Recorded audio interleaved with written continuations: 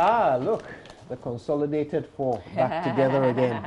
How nice to see you all. Of Good course, morning, you two. Yeah. Because you wasn't around on Friday. Welcome. I know. I missed you guys, but I did watch you from my my bed where I was recuperating, and you put a big smile on my face. You're seriously not well? I really was not well. well. You just wanted a day off. I could much easier have just applied for that. Yeah. No, I wasn't very well, but you certainly lifted my spirits. Well, we thank God. Roland, how are you? Roland is somewhere be this morning. I adore them. Yeah, we should let you go, you know? It looks like Roland was overworked this weekend. No, I was not. You were not? I was just not well throughout. You didn't run your engine on full Tilapia? capacity? No food, no better food I couldn't eat well, What a pity. Well, we'll look after you, don't you worry. We'll also look after you with all the headlines from around the world this morning in today's, in Ghana's newspapers today. Let's rifle through the headlines quickly. I have three papers, the Daily Guide, the Business and Financial Times, and the Daily Statesman. Daily Guide leads with Finance Minister floors Shraj over $2.25 billion bond. Interestingly, it's not the Finance Minister who went to court, it was the Attorney General who went to court on this matter, but the headline says what it says. Okay, pastor's wife and kids buried. Government withdraws GFA case from court, and George Weah honors Kufuor. Very interesting headlines there. Also in the Business and Financial Times, you can get that up really quickly. Businesses and individuals opt for express check clearing. Yeah, who wouldn't, eh? Also, mango production under threat as BBS disease attacks plantation in Brongahafo. That worries me. I love my mango. And also, new land bill to enforce payment of compensation. And the story is on page 3 for that one. Final bunch of headlines are from the Daily Statesman. Let's get that up. And on the front page, another story which has sparked some controversy and conversation on social media. Ghana regaining lost glory as Dogbe demolishes Hidenori in one round. Problem is, some other country is claiming Dogbe as their own. Also, the banner headline, Asanteman or Chiman unity, worthy lesson, according to the president, Akufo-Addo. And finally, Dr. Daniel Asare appointed Kolebu CEO. This man used to be the CEO, the CEO of Cape Coast Teaching Hospital, but he's now taking up this position at Kolebu. And you know what his specialty is? He's an otorhinolaryngologist. What is that? What's that? An ear, nose, and throat surgeon. I see. Yeah. ENT. Why didn't you just simply say that? So he was just an ENT. Is that as impressive as otorhinolaryngologist? Let's look at the other headlines. Let's continue with the Ghanaian Times newspaper. Front page of the Times. 2 die, 4 in critical condition after pupfish meal. Family of 5 fire victims buried in Accra. President applauds decision to name Ho Technical University after Dr. Ephraim Amu. And TVET holds key to economic transformation. President declares. That's what making the banner headline. The Ghanaian Times on the back page. Dogbe demolishes Otake in one round. Chases WBC IBF champions for unification. Yakuba Powers protocol over Hearts of Oak. So these are the 2 sporting stories on the back page of the Times today. I also have the Finder, so let's quickly follow up with the Finder newspaper. Child sickle cell crisis ignored. Newborn screening remains at pilot stage. Only 3% of children with sickle cell disease screened in 22 years. Renaming Ho Technical University after Ephraim Amu laudable, according to President Akufo-Addo. Rehabilitation of railways to create 750 jobs. WAEC cancels 83 and withholds 2,061 BECE results, and don't eject judges to build National Cathedral. We can look at the front page of the Daily Graphic. It says government stops a GFA liquidation There's a photograph of the Attorney General Gloria Kufu. There's also court crashes charge findings on $2.25 billion bonds, and tears rain at burial of Dansoman fire victims. The back page of the Daily Graphic, there's this story about Isaac Dogbe. Dogbe ends first round knockout over Japan's Otaki, and Kotoko beat Hearts on Yakuba's brace, also being reported by the Daily Graphic. Let's quickly do that of the Today newspaper. It says Indum clears air on GNA's story, and murder of Miocho Kingmaker, police land guards accused, and danger staff work without a safety gadget, also being reported by the Today newspaper. Okay, so we have to do the Daily Dispatch newspaper, and on the front page we have an inside story. Rawlings on Bagman's comment is on page 3 of the paper. Battle for NDC slot: who can beat Akufo-Addo in 2020? And that question is having attached pictures of the 4 main individuals who want to contest. Just over the weekend we had Guzitano also making his intention known of joining the race.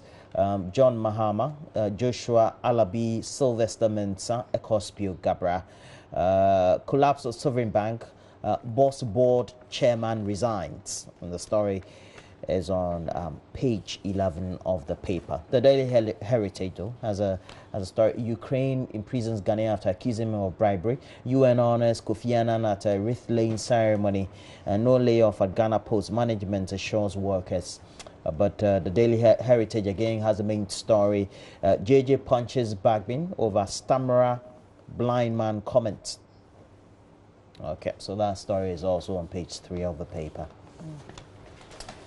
All right, let's begin to dig in, and I will start off with the Finder newspaper. 2 stories of interest on page 5 for me. One is the fact that the West African Examinations Council has released the provisional results of candidates who sat for the 2018 Basic Education Certificates examinations, but they have withheld the results of 2,061 candidates for allegedly indulging in examination malpractices until conclusion of investigations. So the council said that the withheld results would either be released or cancelled as soon as it concluded its investigations. And then if you fast forward, a total of 509,827 candidates made up of 263,291 males and 246,536 females sat for the examination. And they say the figure is 8.92% higher than that of the previous year.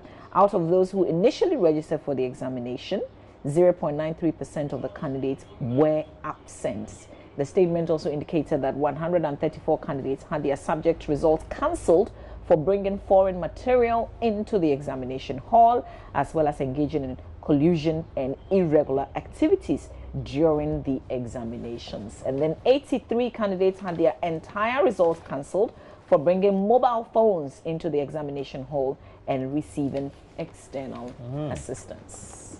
Well, but these candidates or the graduates of the various sections or schools from the senior high school level, they are going for the double track system. I think the question still remains relevant if they are conversant with how the track is going to run, because anticipatedly they have to be part of either of the tracks for the school year. I have a niece who just had her results coming through, and she sent me something on WhatsApp. I think they got some information on their school platform, and it was sent to her, so she was sending it to me for me to verify whether it's the truth or whether the content of that sort of information was right. And I said, well, as far as I'm concerned, there were some, based on my understanding, perhaps some anomalies with what they had posted.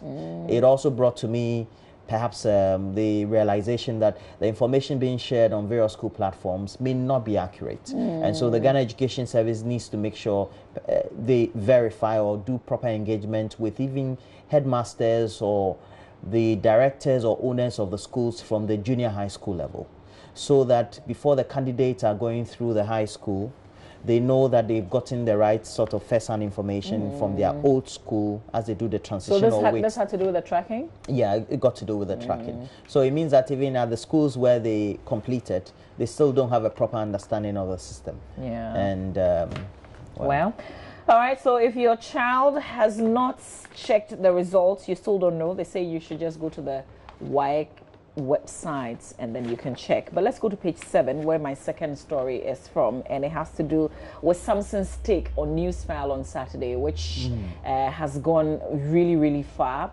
It's actually one of our main conversations on the show this morning, and it has to do, his take had to do with the fact that some judges who live around the Ridge area are being evicted because apparently the cathedral stretches to where they live and they've been given some temporary accommodation.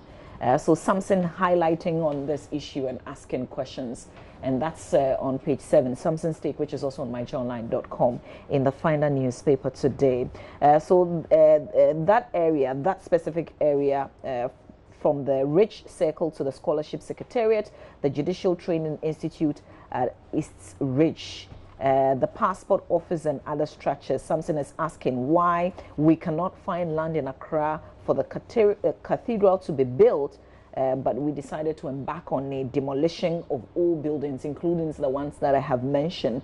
That's the area that hosts about 10 6-bedroom bungalows built only 5 years ago by the Judicial Service to house Court of Appeal judges. The many residents, including 9 judges, have been served quick orders to vacate the area immediately. So that's where we are with this. If you monitor the comments on social media, particularly on Facebook, it looks like we're beginning to ask ourselves the purpose for this cathedral in the first place. And questions came up when it was first announced. Yeah. We all wondered, I mean, so what, government wants to own a cathedral? What's the game? What's the idea? And what's the benefit to the people of Ghana? Are there Ghanaians who are struggling for a place to worship, for which reason government must intervene with a cathedral? And of course, then now that we know where they want to locate it and what it's going to cost us, and by what it's going to cost us, it's not just what we're going to demolish, but what we're going to have to spend to rehouse those who are currently living where these to be demolished structures are. And that's for short term and long term. That's right, short term and long term. There'll be rental, and then there will be the building of new structures. Now that we understand that cost, it negates what we were first told, that this is going to be built at no cost to government. Balderdash. Of course it's going to cost government something to make this happen. And so now the questions are coming back even more. Yeah. And you recall around the time when this announcement came in the first time, there was a case that was filed at the Supreme Court by James Kwabena Bomfe.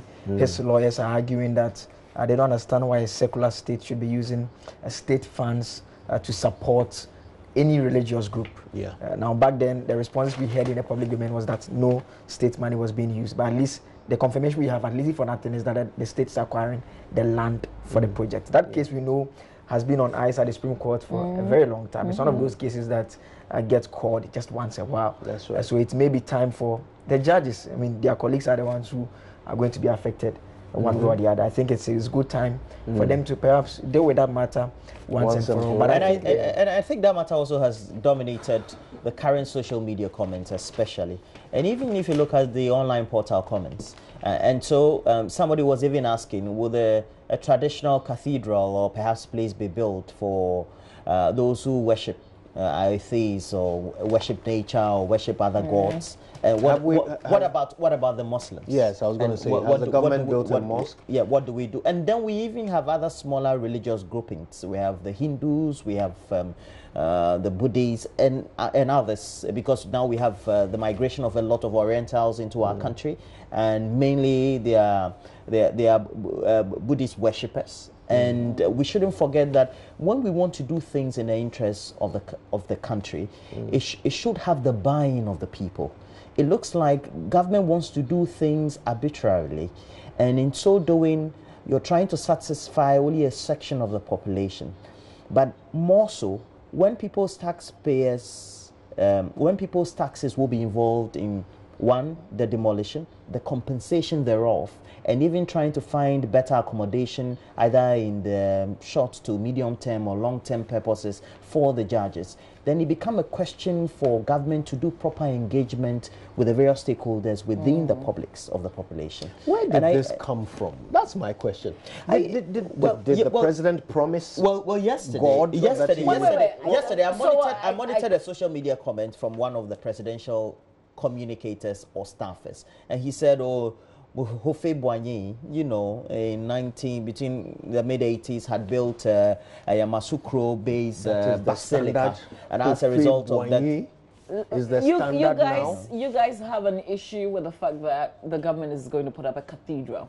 That's not what that's not what I have an issue with. I have an issue with I have an issue with the fact where that they intend to locate it. Exactly, I don't think there's anything wrong with building a cathedral. They're going to, in fact, essentially, they are evicting some judges whose houses really were put up just about some 5 years ago, and they keep renovating those structures. By the way, I'm very familiar. The only reason I'm saying I don't have a problem with building a cathedral is because the president had told us that in terms of the financing, it was going to come from the church leaders they had appointed. They were to source for funding from the various religious groups. No, I mean, I'll be honest. If they are going to do that, nobody's questioning where the funding will be coming I'll be from. honest. I had questions. I can't say I had an issue, but I'll say I had questions about why a cathedral.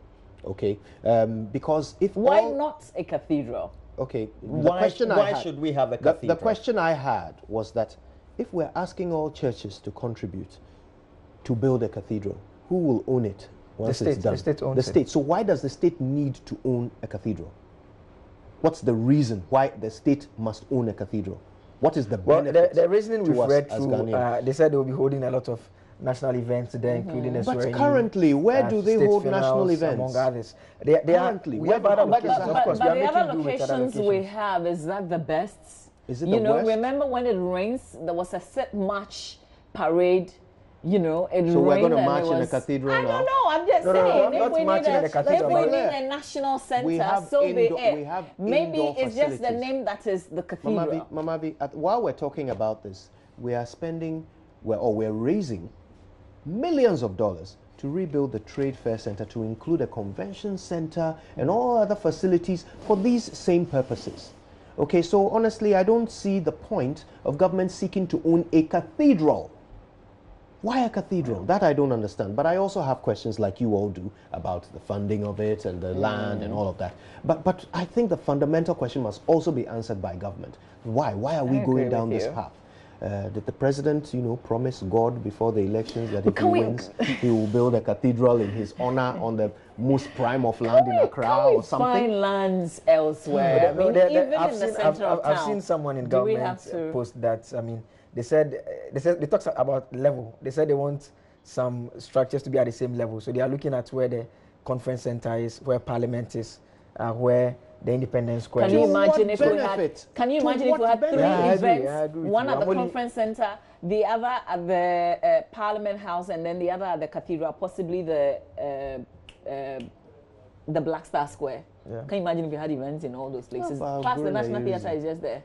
And the traffic thereof. And how the traffic thereof. Yeah. That could but be you see, Samson also makes a point in his write-up that elsewhere you're putting judges closely. You're building a community for judges so they could relate, they could do things, and that kind of thing. And more importantly, they selected that location because of the proximity to the courts. Yeah, and you need that. Yeah, man. Charlie Accra is choked. Yeah, now they're going to move the judges somewhere so they can drive through traffic to get to work. And it's sad, they actually don't have a voice, apparently.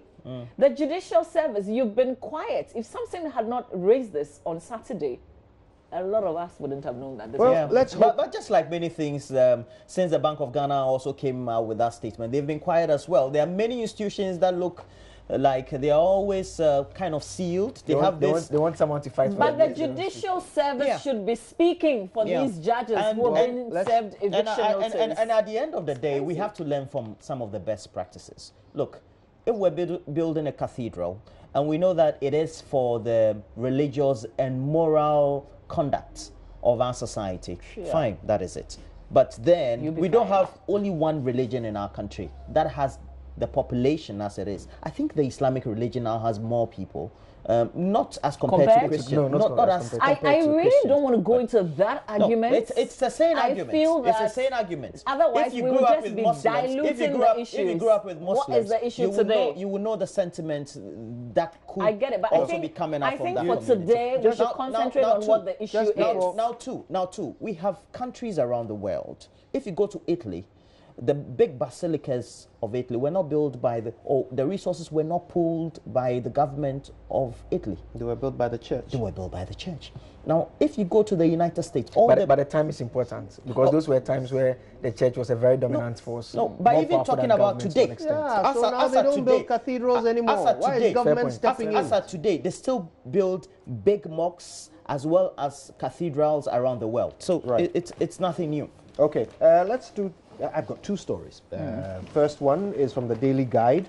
Charlotte Osei, 49% voter turnout, scandalous, according to CDD boss. And by CDD boss, they are actually speaking about the former executive director of the Center for Democratic Development, Professor Emmanuel Jimabwedi, who granted one of his rather rare interviews to Hine Boateng of Ghana Web. Okay. But here he raises a couple of issues, or a number of issues, things that he considers to be, if you like, loose ends that need to be tied up from the election.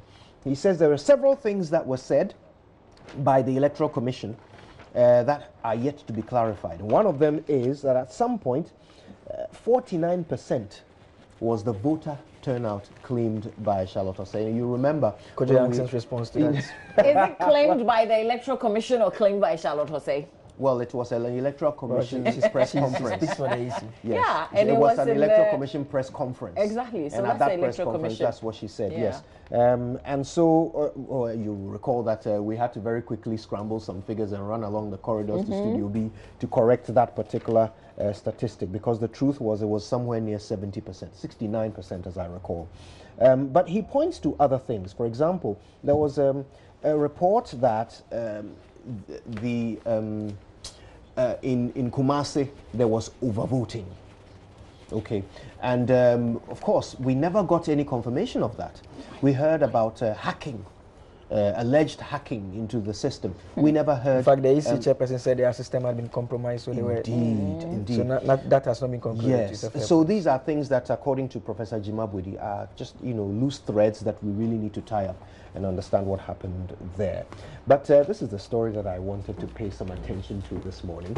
Again, it's something that's being discussed on social media. Ghana regaining lost glory as Dogbe demolishes Hidenori in one round. Now, I love the way the story begins. Okay, this is a typical statesman paragraph. It says that Ghana's international image has down the decades soared with our winning of sporting laurels under visionary leadership was confirmed when Isaac Royal Storm Dogbe made the first defense of his WBO junior featherweight title. Is it leadership of the boxing association, or what exactly are they talking about? I think they want you to imagine for yourself what kind of leadership they are referring to. I'm confused. Visionary leadership. So what they are saying is that a young man, Isaac Dogbe, who was born in Accra, but when he was seven.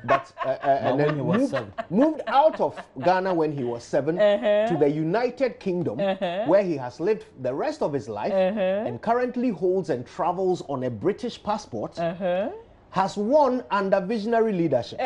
Of the British government. I guess so. Or not British government. I don't, well, I mean, whose leadership did he win under?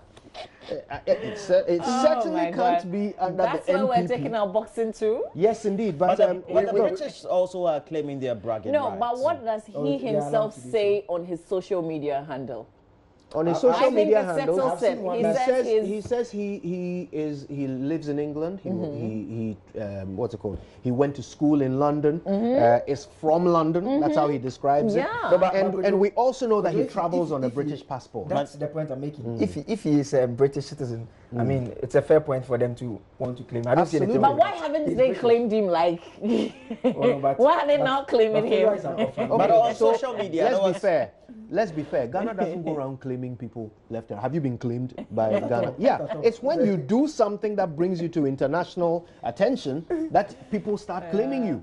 Oh, but So- we've always claimed him. I mean, this is not the first bout. That's because There this there is are the many fifth- other boxers. This is his 5th knockout in recent times. He's actually very, very good. Yeah. 20 bouts, no defeats. And the person he beat is far more experienced than him. This person has actually had 31 bouts, okay, and won 3 of them by knockout. He himself has never been knocked out. Dogwe stopped him in the first round. It's amazing. And it's not the first time he's actually stopped him. His last 5 fights, he actually won by knockout. Roland, I was unhappy about the fact that people bought tickets to go and watch the bout and first round, assuming you were going to get a drink outside. You come back. So I listened to his I'll father. for compensation. I listened to his father Paul, who said so himself, his wife, and Isaac. They had all gone out separately. They came back with Lacoste, and they had the number 3. All of them, they did not agree. Round They were 3. going to. They did not agree they were going to buy a shirt with number 3. But the thinking was he was going to knock him out in the 3rd round. They least expected this was Yes. coming in the He first. wasted their money on the Lacoste. as And on well. social media, I think that one of the videos that was initially spread, or perhaps also that went viral, had somebody who was filming on the television, and they were speaking Ghana, and literally. Before you knew it. You would laugh about it. But I think that he's an epitome of somebody who is determined. Yeah. Not necessarily because he's a Brit or he's a Ghanaian or whatever. We're it is. seeing him as Ghanaian, by the way. But it also Because shows he's winning. But it also The number shows. of Seen him boxers as who are Ghanaian. being knocked out daily that we are not seeing. as But it Ghanaians. also shows that if a country has the right facilities, the right arrangement, the right atmosphere, Yeah. its people could thrive. It's true. And that is what Britain gives to the young man. Yeah. That our country, We if saw he this had grown Nigerian here, guy, wouldn't so have what's his given him. name? The Nigerian boxer? Joshua. There are quite a Joshua, few. yeah, exactly. But you see, you're right. Ghana used to do that. We used to invest in boxing. Yeah. We used to spend time and effort and money and even support. And, Even and- football. And invest But our I enjoy in listening boxing. to him as well. I mean, he's not your typical boxer from Boko. I mean, I think it's a fair point. It's In a fair fact, point to he's make. he's your typical boxer from But the thing he Stockwell in says, London. that thing he says, what's that? He What says, thing? oh, he says something. Yeah. We'll research it. Let's find the No, video. it's, What?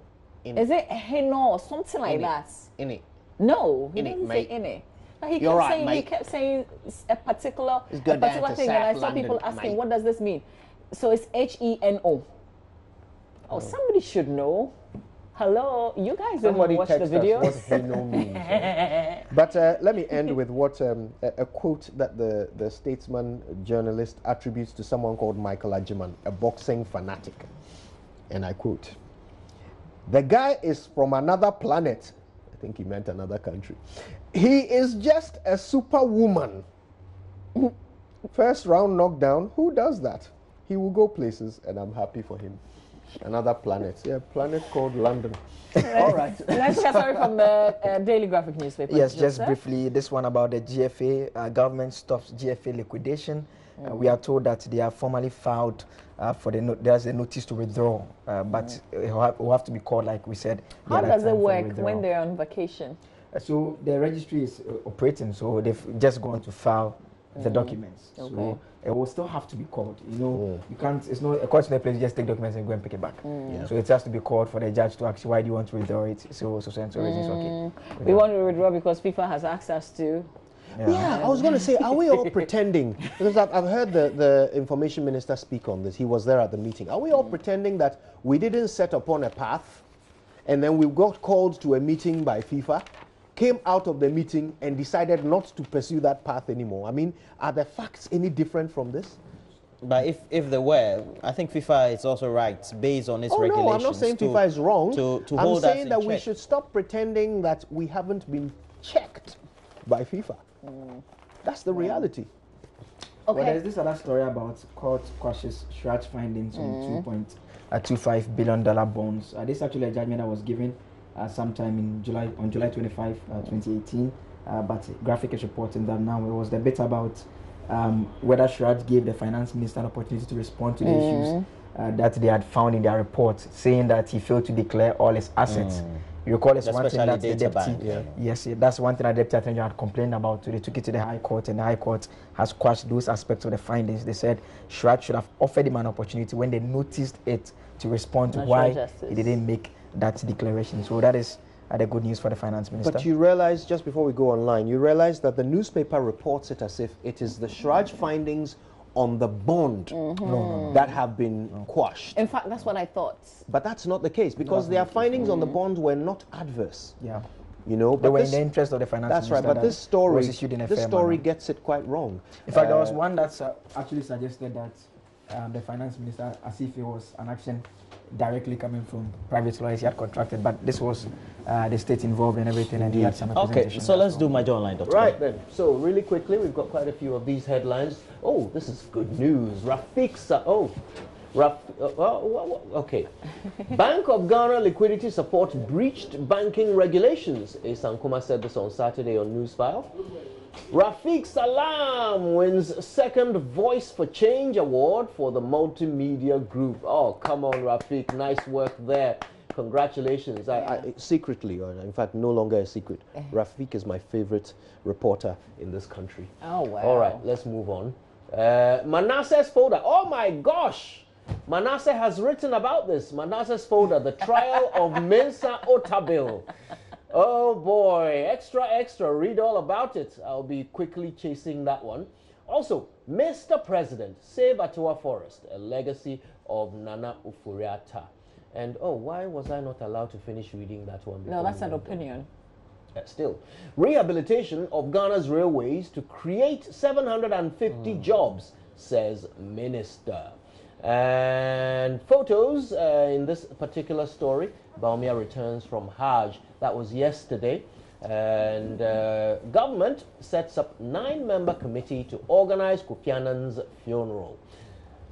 And finally, victim of Manson Kwanta brutal police shooting laid to rest. And I thought there was more than one victim. Am I thinking of a different shooting? One has been laid to rest, but there are others who have not. 6 others actually. Yeah. Right. And I guess that's it, right? Let's we go to the BBC. On the BBC. Yeah, Emerson Mnangagwa was sworn in on Sunday as president of Zimbabwe, but we know what the story is, right? The opposition leader says he's now going to take a world tour and make his case. He's not conceding, even in the face of that court judgment. Wish him well. Yeah. As he does other places. Because of time, so let's do this other one. Senator McCain also died at the age of 81. And the CNN describes him this way. He was a naval bomber pilot, prisoner of war, conservative maverick, giant of the Senate, twice defeated presidential candidate, and an aggressive American hero. Basically, with a twinkle an all-time hard in his eye. And he wouldn't give Trump a chance, right? He was a hard guy. I mean, that's the best way to describe John McCain. A proper tough guy. Yeah. And he will be missed. He will be sorely missed. The BBC reported that Mr. Trump stopped short of paying tributes, but he was forced to write a few things. Trump doesn't care. On Twitter. He doesn't care, dead or alive. If he doesn't like you, he doesn't like you.